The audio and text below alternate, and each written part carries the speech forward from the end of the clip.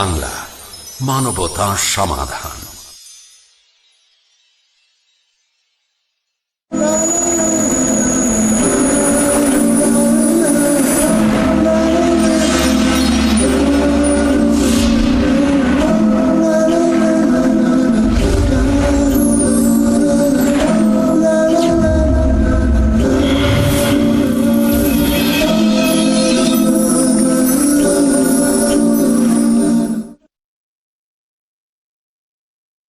আসসালামু আলাইকুম ওয়া রাহমাতুল্লাহি ওয়া বারাকাতুহু। আলহামদুলিল্লাহ নাহমাদুহু ওয়া নাস্তাঈনুহু ওয়া নাস্তাগফিরুহু ওয়া নু'মিনু বিহি ওয়া নাতাওয়াক্কালু আলাইহি ওয়া নুসাল্লি আলা রাসূলিহিন নবিয়্যিল কারীম মুহাম্মাদিন সাল্লাল্লাহু আলাইহি ওয়াসাল্লাম। সম্মানিত সারা বিশ্বের পিস টিভির দর্শক ও শ্রোতা মণ্ডলী, আমরা ধারাবাহিকভাবে আপনাদের সম্মুখে সিয়াম এবং তাকওয়া নিয়ে আলোচনা করছিলাম। আমাদের তাকওয়ার সাথে সম্পৃক্ত বিষয়ের এটি দ্বিতীয় অংশ। আজকে পরিচালনায় রয়েছি আমি ডক্টর মুসলিউদ্দিন এবং আমার ডানে রয়েছেন শেখ ইউসুফ আব্দুল মজিদ এবং আমার বামে রয়েছেন শেখ আমানুল্লাহ মাদানী। আসসালামু আলাইকুম ওয়া রাহমাতুল্লাহ। এবং আমার বামে সম্মুখ দেখে রয়েছেন শেখ শহীদুল্লাহ খান মাদানী। আসসালামু আলাইকুম ওয়া রাহমাতুল্লাহি ওয়া বারাকাতুহু। তাকওয়া নিয়ে আমরা কথা বলছিলাম। স্থানটা কোথায়, এত যে গুরুত্ব দেওয়া হয়েছে তাকওয়া জিনিসটা, তার অবস্থানটা কোথায়, এটা ব্যাখ্যা করার জন্য আমি শেখ ইউসুফ আব্দুল মজিদ সাহেবকে একটু অনুরোধ। আলহামদুলিল্লাহ, والصلاة والسلام على رسول الله وعلى آله وصحبه أجمعين. يقول الله تبارك وتعالى: ومن يعظم شعائر الله فإنها من تقوى القلوب. আমরা তাকওয়ার শ্রেষ্ঠত্ব এবং মাহাত্ম্য জানতে পেরেছি। তাকওয়া আল্লাহ তাআলার সবচেয়ে পছন্দনীয় একটি গুণাবলী এবং তাকওয়ার ভিত্তিতেই একজন মানুষের সম্মান মর্যাদা আল্লাহর দরবারে নির্ধারিত হয়ে থাকে। ইন্না আকরামাকুম ইনদাল্লাহি আতকাকুম। এবং সেই তাকওয়াটা হৃদয়ের সঙ্গে সম্পর্কিত। যেরকম কোরআনে আল্লাহ তাআলা ইরশাদ করেন, ওমান ইউআযযিম শাআইরাল্লাহ ফাইন্নাহা মিন তাকওয়াল কুলুব। যে আল্লাহ পাকের নির্দেশের প্রতি, নিদর্শনগুলোর প্রতি আল্লাহ যারা সম্মান প্রদর্শন করবে, এটাও তাকওয়ার অন্তর্ভুক্ত। এবং তাকওয়া হৃদয়ের নিংড়ানো, আল্লাহর হুকুমের প্রতি আনুগত্য, আল্লাহর হুকুমকে মেনে নেয়ার হৃদয়ের গভীরে, হৃদয়ের গোপনতম প্রকোষ্ঠে যে এক চেতনা, সেই তাকওয়া। রাসূল করিম সাল্লাল্লাহু আলাইহি ওয়াসাল্লাম হৃদয়ের দিকে, কালবের দিকে নির্দেশ করে তিনি ঘোষণা দিয়েছেন যে তাকওয়া হাহুনা, যে তাকওয়া হৃদয়ের গভীরে। হৃদয়ের গভীরে যখন তাকওয়া প্রবেশ করবে, কারণ হৃদয় যে তাকওয়ার অলংকারে অলঙ্কৃত হয়, তাহলে তার বহিঃপ্রকাশ তার বাহ্যিক জীবনে অবশ্যই ঘটবে। এটা একটা দিক আছে। আল্লাহ নবী বলেছেন, ইন্নাল্লাহা লা ইয়ানজুরু ইলা সুওয়ারিকুম ওয়ালাকিন ইয়ানজুরু ইলা কুলুবিকুম। আল্লাহ তোমাদের বাহ্যিক পোশাক পরিচ্ছদ, তোমাদের চেহারা সুরত কত উন্নত মানের, কত উচ্চাঙ্গের, কত সুন্দর, কত দামি, এটা আল্লাহর কাছে কোনো বিষয় না। আল্লাহর কাছে বিষয় হলো তাকওয়া। ইন্না আকরামাকুম ইনদাল্লাহি আতকাকুম। তার উপর ভিত্তি করেই হলো তোমাদের মর্যাদা। কাজেই তাকওয়ার পোশাক বাইরে থাকতেও পারে, লেবাসুত তাকওয়া, এটা যদি অন্য অর্থে এসেছে, কিন্তু মনের ভিতরে যদি তাকওয়া না থাকে, লেবাসের কোনো মূল্য নেই। আর মনের ভিতরে যদি তাকওয়া থাকে, তার সাথে লেবাস যদি মিলে যায়, আলহামদুলিল্লাহ, সেটাই হলো সোনায় সোহাগা। ভাই সংযুক্ত করতে চাই আমি। আমরা অনেক সময় অনেক ভাইও আমাদের বলে ফেলি যে আসলে আপনি কি বলতেছেন, তাকওয়া আমার ভিতরের বিষয়, তাকওয়া আমার ভিতরে আছে। আমরা মনে করব যে আসলে এটা এভাবে বোঝাটাও মনে হয় সঠিক নয়। তাকওয়া ভিতরে আছে ঠিকই, কিন্তু এর প্রতিফলন বাস্তবে সেটা ঘটবে। সুতরাং তাকওয়া ভিতরে আছে বলেই দাবি করব আর নিজে যত ন্যায় অন্যায়ের মধ্যে লিপ্ত হয়ে যাব, এটা কিন্তু আবার তাকওয়া নয়। কারণ আল্লাহ রাব্বুল আলামিন বলছেন, ওয়ামা ইউআযযিম শাআইরাল্লাহ ফাইন্নাহা মিন তাকওয়াল কুলুব। বাহ্যিকভাবে সে আল্লাহ রাব্বুল আলামিনের যে শিআর রয়েছে, বিধিবিধান রয়েছে, নির্দেশনা রয়েছে, সেগুলিকে সে যথাযথভাবে সম্মান প্রদর্শন করবে, পালন করবে, তাহলে সেটা হলো কলবের তাকওয়া। আল্লাহর নবীর সুন্নাতকে অবজ্ঞা করতেই থাকবো, জি, সারা জীবন আমি অন্যায় লিপ্ত হব আর বলবো যে তাকওয়া আমার হৃদয়ে আছে, এই কথা আবার ঠিক নয়। এই কথাটাই আমি বলতেছিলাম যে তাকওয়ার বহিঃপ্রকাশ, জি, বহিঃপ্রকাশ তাকওয়া যদি অন্তরে থাকে, যেরকম একটা মিসাল দিয়ে একজনে বুঝিয়েছেন যে একটা ফুল, এই ফুলের ভিতরে যদি সৌরভ থাকে, যদি সুগন্ধি থাকে, তাহলে এটা ছড়াবেই। এটা যে এটা কেউ ধরে রাখতে পারে না। জি জি আর যদি সৌরভ না ছড়ায় জি তো বুঝতে হবে যে আসলে ফুলের ভিতরে কোনো যতই দাবি করতে পারে সে, দাবি করতে পারো কিন্তু কোনো সৌরভ নাই, কোনো সুগন্ধি তার ভিতরে নাই। ঠিক তেমনি ভাবে তাকওয়ার বিষয়টা যদিও হৃদয়ের গভীরে প্রথিত, কিন্তু তার বহিঃপ্রকাশ জীবনের বাস্তবতার ভিতর দিয়ে ঘটবে, তার জীবনে তার প্রতিফলন ঘটবে। যদি জীবনে তাকওয়ার প্রতিফলন না ঘটে এবং আল্লাহ পাকের নির্দেশ কার্যকর করার বাস্তবতা থেকে সে যদি দূরে থাকে, যদি আল্লাহ পাকের হুকুমগুলোর প্রতিফলন তার জীবন না ঘটে, তাহলে তাকওয়ার দাবি সেটা মিথ্যা দাবি, মিথ্যা তাকওয়া। শেখ শহীদুল্লাহ শুরু করেছিলেন, আপনাকে জানতে চাবো যে আল্লাহ পাক কোরআনে কারিমে বলেছেন, ইয়া নিসা আন-নবী লাস্তুন্না কা আহাদা মিনান নিসা ইন ইত্তাকাইতুন্না ফালা তাখদানা বিল কওলি ইলা আখির আয়াহ। এখানে তাকওয়া বিশিষ্ট মহিলাদের কি বৈশিষ্ট্য থাকতে পারে? সওম পালন করছেন, এই ব্যাপারে যদি আপনি একটু দৃকপাত করতেন। আসলে তাকওয়া বিষয়টা এটা শুধু কোনো এক শ্রেণীর জন্য প্রযোজ্য নয়, বরং প্রতিটি মানব সন্তান, আদম সন্তানের জন্যই এই তাকওয়া বিষয়টা, চাই তিনি নারী হন বা পুরুষ হন, শিক্ষিত হন বা অশিক্ষিত হন, ধনী হন বা গরিব হন, রাজা হন বা প্রজা হন, সকলের জন্যই এই তাকওয়াটা প্রযোজ্য। তো ঠিক তেমনি ভাবে যে আয়াতের কথা আপনি স্মরণ করেছেন, এই আয়াতে আল্লাহ রাসূল সাল্লাল্লাহু আলাইহি ওয়াসাল্লাম স্ত্রীদেরকে আল্লাহ রাব্বুল আলামিন সম্বোধন করে বলছেন। এর অর্থ এই নয় যে শুধু আল্লাহ রাসূল সাল্লাল্লাহু আলাইহি ওয়াসাল্লাম এর স্ত্রীগণেই সীমাবদ্ধতা নয়, বরং বলবো আমরা গোটা নারী জগৎ, গোটা মুসলিম নারী সমাজকেই আল্লাহ রাব্বুল আলামিন এটা একটা নির্দেশনা দিচ্ছেন। আল ইবরাতু বিউমুমিল লফজ লা বিখুসুসিস সাবাব, যেটা উসুলিনা বলে থাকেন। জি, একটা নিয়মে কায়দাই রয়েছে, সেটা সার্বিকভাবে সকলকেই অন্তর্ভুক্ত করে থাকে। তো সুতরাং এই রমজানের মাধ্যমে আমরা এই তাকওয়াটাও শিক্ষা লাভ করছি যে একজন মেয়ে মানুষ তিনি যদি রমজানের রোজাও পালন করতেছেন, আবার তিনি বেপরদা হয়ে যদি চলে থাকেন, মানুষের সাথে যদি একটা আকর্ষণীয় কথা মানুষকে শোনাচ্ছেন বা মানুষের কাছে তিনি শুনছেন, আসলে এটা তাকওয়ার প্রতিফলন নয়। তো একজন মা বোন তারা যখন রমজানের রোজা পালন করবেন, এর মাধ্যমে যদি তাদের তাকওয়া অর্জন হয়, তাহলে অটোমেটিক ভাবে যেগুলি নিষিদ্ধ, যেমন মেয়েদের জন্য বেপরদায় চলা এবং অশ্লীল ভাবে পুরুষদের সাথে অবাধে চলাফেরা করা, মেলামেশা করা এবং মানুষের সাথে একটা আকর্ষণ সৃষ্টি করা, এটা সম্পূর্ণ এই আয়াতের আলোকে আমরা বলতে পারি। এবং রমজানের যে তাকওয়ার একটা মূল্যবোধ বা তাকওয়ার যে অর্জন একটা, সেই হিসাবে আমরা মনে করব যে মা বোনদের ক্ষেত্রেও একই বিষয়, যেমন প্রতিটি ক্ষেত্রের বিষয় বলতে পারি আমরা। যেমন একজন বিচারক যখন তিনি বিচার করবেন, সেখানেও একটা তাকওয়ার বিরাট ভূমিকা রয়েছে। আল্লাহ রাব্বুল আলামিন বলছেন ইহদিলু হুয়া আকরাবু লিত্তাকওয়া, যে একজন বিচারক তিনি যখন বিচারের টেবিলে বসবেন, সেখানেও কারো প্রতি তিনি যদি স্বজনপ্রীতি করে থাকেন, কারো প্রতি যদি তিনি বিদ্বেষী হয়ে একটা ফয়সালা দিয়ে দেন, সেটা তাকওয়ার খেলাফ। কারণ সেখানে তাকে ইনসাফের সাথে বিচার করতে হবে। তাহলে সেটাও জাযাকাল্লাহু খাইরান। শেখ, একটা বিষয় আমি উল্লেখ করতে চাই, এটা হচ্ছে নারীদেরকে আল্লাহ তাআলা খেতাব করে তাকওয়ার কথা যেখানে বলেছেন, সেখানে পাশাপাশি তাকওয়ার প্রথম গুণাবলীটা, যে নারীদের কিরকম তাকওয়ার প্রদর্শনী বা তাকওয়া অর্জন করতে হলে তাদেরকে কি করতে হবে, তার প্রথম যে বাক্যটা আল্লাহ পাক উল্লেখ করে সেটা অত্যন্ত পরিধানযোগ্য, যে ফালা তাখদা'না বিল কওল, যে নারীদের পরপুরুষের সঙ্গে কথা বলতে গিয়ে যেন এরকম কোমল কণ্ঠে কথা বলা যা তার মনে যৌন উত্তেজনার সৃষ্টি করে, যৌন আবেগ, আকর্ষণ সৃষ্টি, মানসিক দুর্বলতার সৃষ্টি করে, শিহরণ জাগায়, এরকম ভাবে কথা না বলার জন্য তাকওয়ার প্রথম গুণাবলী চরিত্র যেটা বর্ণনা করা হয়েছে, যে একজন মহিলা সে যখন কথা বলবে সে যদি মুত্তাকি হয়, তাহলে এই ধরনের পরপুরুষের সঙ্গে এরকম কোমল কণ্ঠে সে কথা বলবে না। যদি প্রয়োজন হয় তাহলে যুক্তিসঙ্গত, ন্যায়সঙ্গত যতটুকু প্রয়োজন ততটুকু বলবে, কিন্তু এরকম কথা বলবে যে কথার মাধ্যমে ওই পুরুষ ধরে নেবে যে সে পুরুষের প্রতি আকৃষ্ট হওয়ার মতো একজন নারী, এবং তাকে আমার লোলুপ বাসনা পূর্ণ করতে গিয়ে তাকে আমি পেতে পারি, এবং সেইভাবে সে পরবর্তী কার্যক্রম আরম্ভ করবে। এই ধরনের কোনো সুযোগ যেন একজন নারী না দেয়। তাকওয়ার প্রথম চরিত্র আল্লাহ তাআলা মহিলাদের জন্য এটাই বর্ণনা করেছেন। জাযাকাল্লাহ খাইর। শেখ আমানুল্লাহ মাদানির কাছে এখন আমরা আসতে চাই।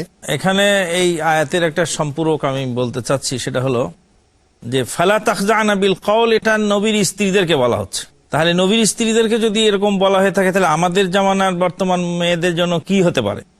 দ্বিতীয় বিষয় হলো ফায়াতমা আল্লাযী ফী কালবিহি মারাদ, যদি রসালো কথা হয় তাহলে যার অন্তরের ভিতরে রোগ ব্যাধি রয়েছে সে লোলুপ দৃষ্টি নিক্ষেপ করবে।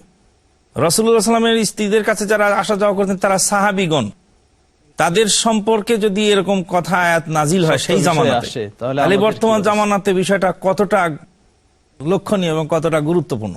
আল্লাহ রাব্বুল আলামিন আমাদেরকে এখান থেকে অনেক কিছু দুর্ভাগ্য হলো সত্য যে নারীরা অনেক সময় তার হাজবেন্ডের সঙ্গে, তার স্বামীদের সঙ্গে অনেক সময় কর্কশ ভাষায় কথা ব্যবহার করে, কিন্তু পুরুষের সঙ্গে তাদের অনেক খুব মধুর সম্পর্ক এবং মধুর আলোচনা, মধুমাখা কথা, যেরকম ভাই বলেছেন রসালো কথা, যেটা নারীদের জন্য আমি মনে করি এর চেয়ে ধ্বংসাত্মক, ক্ষতিকর আর কিছু হতে পারে না। পুরুষেরাও যদি তাদের তাকওয়া না থাকে তাহলে তারা অবৈধ কার্যক্রমে লিপিবদ্ধ হয়ে পড়বে, সুযোগ নিয়ে নেবে। ইউসুফ আলাইহিস সালামের তাকওয়া ছিল, কাজেই হাজার সুযোগ সামনে আসার পরে তিনি প্রত্যাখ্যান করতে পেরেছিলেন। এরকম কোরবানির ক্ষেত্রে এরকম হয়, যারা গরিব তারা কোরবানি করতে পারে না, হারাম মাল দেয়, বড় বড় গরু টরু কোরবানি করে, কারো মনে আঘাত দিচ্ছে না। যদি এরকম হয়, লা ইয়ানালাল্লাহু লুহুমুহা ওয়ালা দিমাউহা ওয়ালাকিন ইয়ানালুহু তাকওয়া মিনকুম, একই অবস্থা যেটা হাবিল এবং কাবিল এর ব্যাপারে আল্লাহ রাব্বুল আলামিন বলছেন, আদম আলাইহিস সালামের দুই পুত্র আর কি, তাদের ব্যাপারে যেমন বলেছেন যে আল্লাহ রাব্বুল আলামিন যে মুত্তাকি, যে তার কাছ থেকে কবুল করেন। এই তাকওয়া প্রতিটি বিষয়ের, প্রতিটি কাজের সাথে, প্রতিটি ইবাদতের সাথে সম্পৃক্ত, এবং তাকওয়া যদি সেটার মাঝে না পাওয়া যায় তাহলে সেটি আল্লাহ রাব্বুল আলামিনের কাছে কবুল হওয়ার আশা করা যায় না। তো রমজান এটি একটি তাকওয়ার অন্যতম একটি কাজ বা ইবাদত হলেও এটা যেমন ইচ্ছা তেমন করলেই যে আল্লাহ রাব্বুল আলামিনের কাছে কবুল হয়ে যাবে তা নয়। তাই আমরা যে সমস্ত ইফতারের আয়োজন করে থাকি, কোনো সন্দেহ নাই রোজাদারকে ইফতার করানো, যেটি সহিহ হাদিসে প্রমাণিত, বিশাল বড় একটা সওয়াবের বিষয়। এটা আমাদের চলতে থাকবে, জি জি, এটা আমাদের চলতে থাকবে। সেটা অবশ্যই আমরা চেষ্টা করব যার যতটুকু সামর্থ্য সেই অনুযায়ী। কিন্তু এই আয়োজনগুলি করতে গিয়ে যেন মানুষের প্রশংসা নেওয়াটাই আমাদের উদ্দেশ্য না হয়। মানুষের কাছে এটা একটা ফজিলত, ইফতারের ফজিলতটা একটু বলে দিতেন। ইফতারের ফজিলত সম্পর্কে আল্লাহ রাসূল সাল্লাল্লাহু আলাইহি ওয়াসাল্লাম বলেছেন, বিভিন্ন রকমের হাদিসে এসেছে, কমপক্ষে এতটুকু যেটি সহিহ হাদিসে, যে ব্যক্তি একজন রোজাদারকে ইফতার করাবে তাহলে সেই রোজাদার রোজা রেখে যেরকম সওয়াব পান সেরকম সওয়াব আল্লাহ রাব্বুল আলামিন তাকে দান করেন। জিজ্ঞাসা করলো আমাদের সবার কাছে তো খাদ্য নাই, জি উনি বলে একটা খেজুর দিয়ে, তার সামর্থ্য অনুযায়ী সে ইফতার করাতে পারে, দুধ দিয়ে হোক, একটু পানি দিয়ে হোক ইফতার করাবে। ইফতার রোজাদারকে ইফতার করানো খুব সওয়াবের কাজ। আমরা ইবাদত যা করব একেবারে আল্লাহর জন্য ইখলাসের সাথে করব, সওম রাখবো, ইফতার করব। আর ওই দাওয়াত হলো সবচেয়ে নিকৃষ্ট হাদিসের ভাষায়, যে দাওয়াতে গরিবেরা সুযোগ পায় না, দিনমজুররা সুযোগ পায় না, এই যাতে আমরা করব। তাকওয়া যত বাড়ে মানুষের আমল তত বৃদ্ধি পেতে থাকে। প্রিয় দর্শক ও শ্রোতা, আমরা ছোট্ট একটি বিরতির পরে ইনশাআল্লাহ আবার আপনাদের সম্মুখে তাকওয়ার আলোচনা নিয়ে ফিরে আসবো।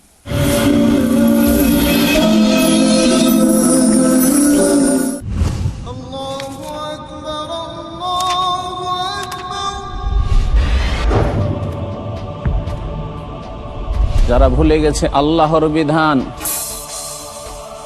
না পড়ে তুলে রেখে দিয়েছে আল কোরআন, কেমনে রক্ষা পাবে তাদের ঈমান? আমি মতিউর রহমান, শেখ মতিউর রহমান মদনী। ঈমানই পৌঁছাবে বান্দাকে আল্লাহর নিকটে। আসুন দেখুন ঈমানের মর্ম কথা। দেখুন ঈমানের খুঁটি সমূহ প্রতি বুধবার রাত 9:30 বাংলাদেশে ও রাত 9টায় ভারতে, পিস টিভি বাংলায়। এই রমজানে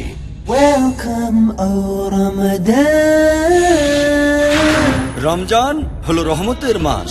সাহরি, ইফতার, তারাবি, লাইলাতুল কদর, ইতিকাফ, ঈদুল ফিতর, এরকম আরো অনেক কাজ যেগুলো নবী মুহাম্মদ সাল্লাল্লাহু আলাইহি সাল্লাম করেছেন এই পবিত্র রমজান মাসে। আমি থাকবো আপনাদের সাথে এই রমজান মাসের প্রত্যেকটা দিন। রমজান হোক আরো ফলপ্রসূ, আরো বেশি পুরস্কারময়। আমার সাথে থাকুন এই পবিত্র রমজান মাসের প্রত্যেকটা দিন। দেখুন 1 ঘন্টার বিশেষ অনুষ্ঠান রমজান ডক্টর জাকিরের সঙ্গে। পরবর্তী অনুষ্ঠান পিস টিভি বাংলায়।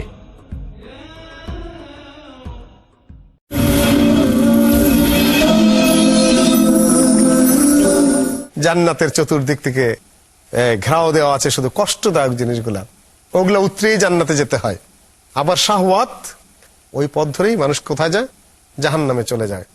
তো এই পাপ পঙ্কিলে পরিপূর্ণ এই বিশ্বে যদি বাঁচতে চাই, তাহলে আমাদের তাকওয়া অবলম্বন করে চলতে হবে।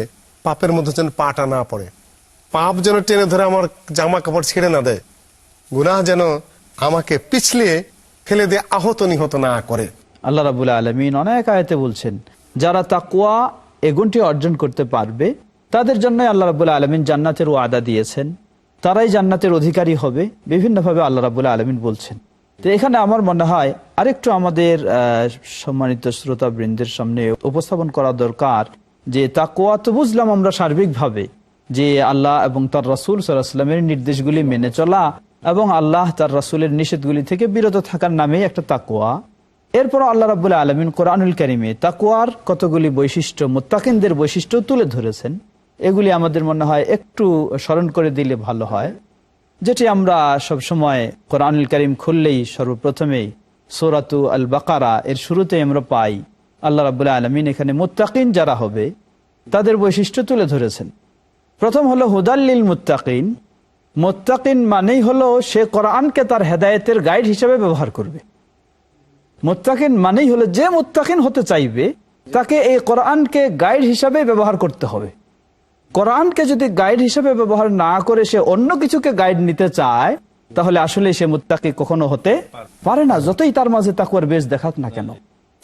আমরা জানি যে পিতামাতার সম্মান করতে হবে, মুরব্বীদেরকে মানতে হবে, কিন্তু আল্লাহ নবীর একটা হাদিস এসেছে, হাদিস সহিহ বুখারী এবং মুসলিমে, নোমান বিন বাশির থেকে।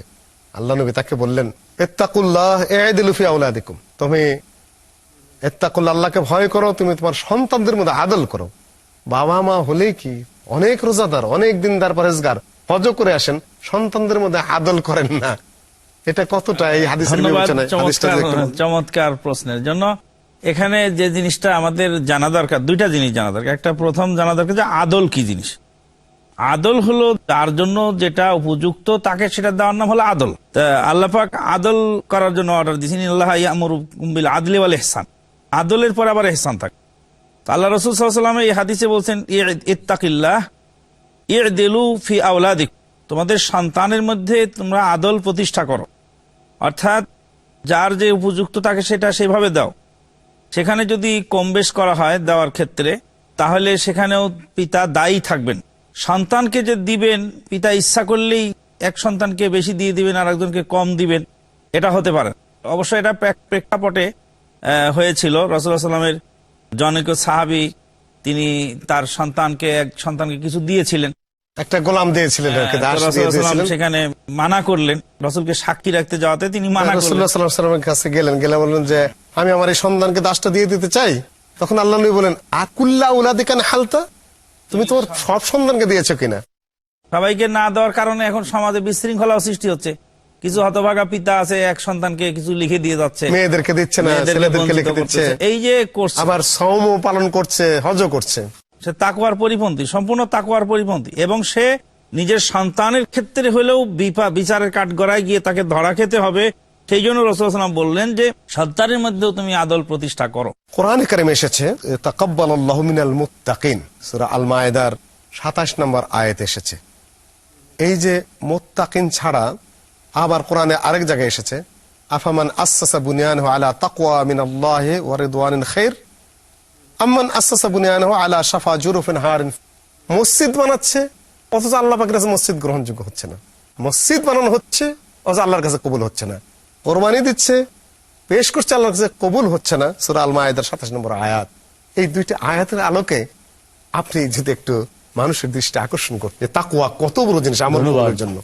যে তাকওয়ার গুণাবলী যখন কারো মধ্যে আসে, তাকওয়ার চরিত্রে কেউ চরিত্রবান হয়, তাকওয়ার শক্তি কারো অন্তরের ভিতরে প্রবেশ করে, তখন একটা জিনিস আমরা লক্ষ্য করি যে আল্লাহ পাকের হুকুমগুলো পালন করে, নিষিদ্ধ কর্ম থেকে সে বিরত থাকে। অন্যদিকে যে মানুষের তাসাররুফাতে জাহেরা এবং তাসাররুফাতে বাতেনা, যে অন্তরের মাশায়ের বা অন্তরের অনুভূতি আর বাহ্যিক মানুষের কার্যক্রম, এর ভিতরে সমন্বয় ঘটিয়ে দেয় তাকওয়া। যে অন্তরে যে অনুপ্রেরণা থাকে তা থেকেই বাহ্যিক কার্যক্রমগুলো, অর্থাৎ অন্তরে যদি আল্লাহর সন্তুষ্টি অর্জনের তার ভিতরে অনুপ্রেরণা থাকে, তো বাহ্যিক কার্যক্রমগুলো আল্লাহর সন্তুষ্টি অর্জনের জন্য তাওহীদ। তাকওয়া হচ্ছে আসিফা আল তাওহীদ বাইনাল মাশায়ের ওয়া বাইনাল মাযাহির, যে বাহ্যিক আমল এবং অন্তর্নিহিত চেতনা এবং অনুভূতি তার ভিতরে সমন্বয় ঘটায়। তো যদি এমন কোনো কাজ হয় যেখানে বাহ্যিক কাজ আর ভিতরের চেতনা এতে সমন্বয় না ঘটে, সেখানে আল্লাহ পাক কবুল করবেন না। এই কারণে আল্লাহ তাআলা ইরশাদ, ইন্নামা ইয়াতাকাব্বালুল্লাহু মিনাল মুত্তাকিন। মুত্তাকিন যারা, তারা অন্তরের গভীরে যে চেতনা, যে আল্লাহর দরবারে আল্লাহকে খুশি করবার জন্য যে অনুপ্রেরণা অনুভব করেন, তার ভিত্তিতেই তারা কাজগুলো করে থাকেন। কাজেই যারা এইভাবে কাজ করবেন, আল্লাহ পাক সে তাদের কাজ তাকওয়ার অলংকারে অলঙ্কৃত হবে এবং আল্লাহ পাক সেটা কবুল করবেন। আর যদি অন্তরে সেই চেতনা না থাকে, বাহ্যিক ভাবে কোনো অন্য কোনো উদ্দেশ্য নিয়ে কোনো কাজ সে করে, হৃদয়ের গভীরে তার চেতনা ভিন্ন, তো সেক্ষেত্রে আল্লাহ পাক সেটা কবুল করবেন না। যে মসজিদের কথা বললেন, সাহাবায়ে কেরাম তারা মসজিদ তৈরি করেছেন আল্লাহর সন্তুষ্ট হয়, সেটা উসসিসা আলা তাকওয়া। মসজিদটা একটা বাহ্যিক একটা অবকাঠামো, কিন্তু হৃদয়ের গভীরে আল্লাহর সন্তুষ্টি অর্জনের যে চেতনা, সেই চেতনা থেকেই তারা মসজিদ নির্মাণ করেছেন, যার ফলে আল্লাহ পাক সেটাকে মসজিদুত তাকওয়া বলেছেন। আল্লাহ পাক সেটাকে গ্রহণ করেছেন, রাসূলকে নির্দেশ দিয়েছেন আহাক্কু আন তাকুমা ফি লামাসজিদুন উসসিসা আলা তাকওয়া, যে ওই মসজিদই আপনি দাঁড়ান, ওই মসজিদে আপনি যান। আর আবার অন্যদিকে যারা মুনাফিকিন, তারা যে মসজিদ মসজিদ অনেক সুন্দর বানিয়েছিল, কিন্তু উদ্দেশ্য হৃদয়ের গভীরে যে উদ্দেশ্য, আর বাহ্যিক মসজিদ তো আল্লাহর ইবাদতের জন্য, কিন্তু হৃদয়ের গভীরে সেটা ছিল একটা ওয়াকরুন লিল মুনাফিকিন, মুনাফিকিনদের জন্য একটা তাদের কনস্পিরেসি বা ষড়যন্ত্রের কেন্দ্র হিসাবে। এরকম কোরবানির ক্ষেত্রে এরকম হয়, যারা গরিব তারা কোরবানি করতে পারে না, হারাম মাল দেয়, বড় বড় গরু টরু কোরবানি করে, কারো মনে আঘাত দিচ্ছে না। যদি এরকম হয়,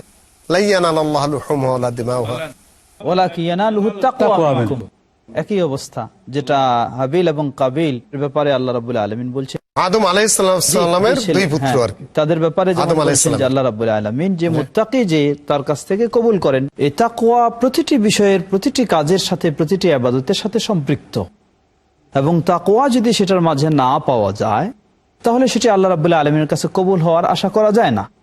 তো রমজান এটি একটি তাকওয়ার অন্যতম একটি কাজ বা ইবাদত হলেও, এটা যেমন ইচ্ছা তেমন করলেই যে আল্লাহ রাব্বুল আলামিনের কাছে কবুল হয়ে যাবে তা নয়।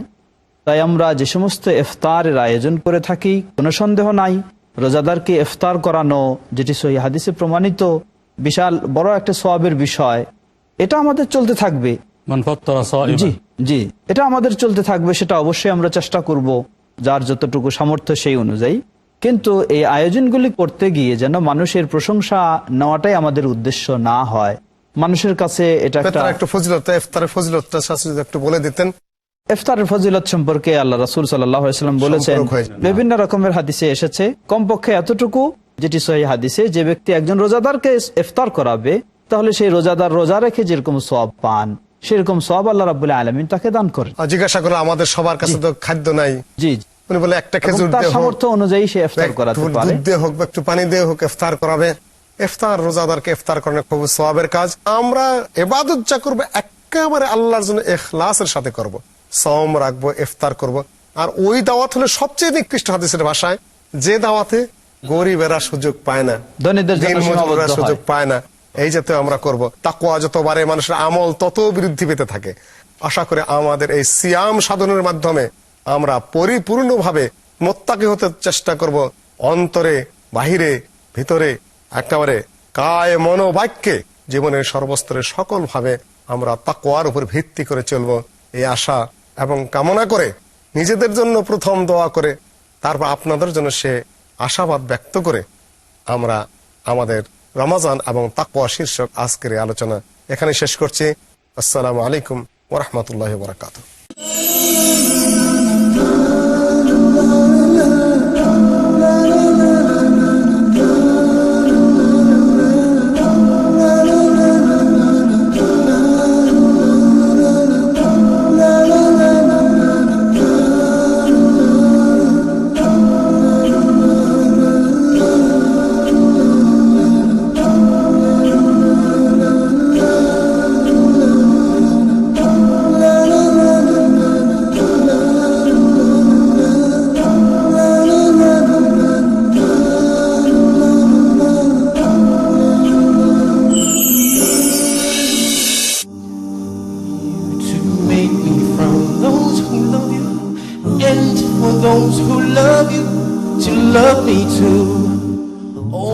Allah, I'm begging you to make me love the deeds that will cause you to love me too. Oh Allah, there is nothing that can compare to the wonder and the joy you bring. Oh Allah, but you can fast, pray all day, and give your money away. But if you don't love for Allah's sake alone, and give for Allah's sake alone, you'll never taste the sweetness of Iman. Oh Allah, I'm asking you to make me from those who love you, and for those who love you to love me too. Oh Allah, I'm begging you to make me love the deeds that will cause you to love me too. Oh Allah, there is nothing that can compare to the wonder and the joy you bring. Oh Allah, and for those who strive in Allah's way and seek His face day by day, will be on the right hand of His throne. What a life of bliss, a perfect home. Oh Allah, I'm asking you to make me from those who love you, and for those who love you to love me too. Oh Allah, I'm begging you to make me love the deeds that will cause you to love me too. Oh Allah, there is nothing that can compare to the wonder and the joy you bring.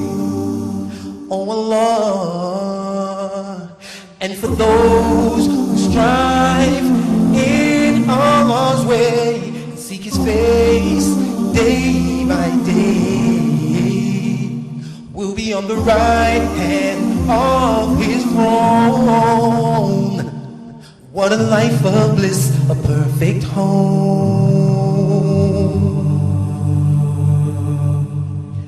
Oh Allah, I'm asking you to make me from those who love you, and for those who love you to love me too. Oh Allah, I'm begging you to make me love the deeds that will cause you to love me too.